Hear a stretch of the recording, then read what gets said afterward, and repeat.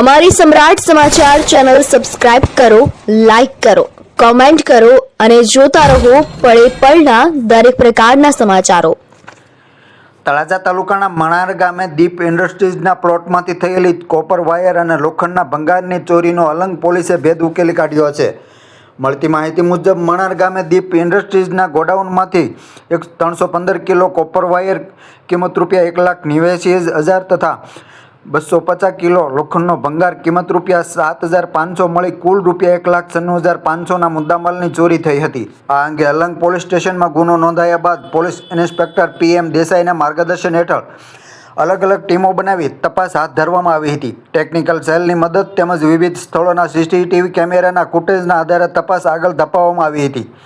દરમિયાન police constable Harishsinh Sarvaiya અને ઘનશ્યામસિંહ ગોહિલને મળેલી બાતમીના આધારે પોલીસે કાર્યવાહી કરી 3 શખ્સોને ઝડપી પાડ્યા હતા। પોલીસે આરોપીઓ પાસેથી ચોરીમાં ગયેલ 315 કિલો કોપર વાયર અને 250 કિલો લોખંડનો ભંગાર ઉપરાંત ₹2 લાખની કિંમતનું એક ઇકો વાહન, 2 મોટરસાઇકલ અને 3 મોબાઈલ ફોન મળી કુલ ₹4,71,500નો મુદ્દામાલ કબજે કર્યો છે।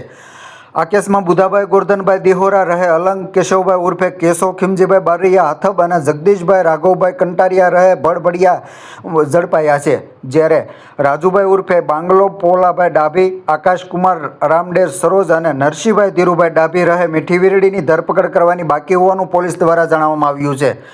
આ સમગ્ર કામગીરી Bhavnagar range IGP RV Asari, Bhavnagar જિલ્લા પોલીસ અધિક્ષક નિતેશ પાંડે અને તળાજા ડિવિઝનના નાયબ પોલીસ અધિક્ષક MB નકુમની સૂચના હેઠળ કરવામાં આવી હતી। Alang police inspector PM Desai સહિત હેડ કોન્સ્ટેબલ DJ વકાણી અને પોલીસ કર્મચારીઓની ટીમે સમગ્ર ચોરીનો ભેદ ઉકેલી નોંધપાત્ર સફળતા મેળવી છે।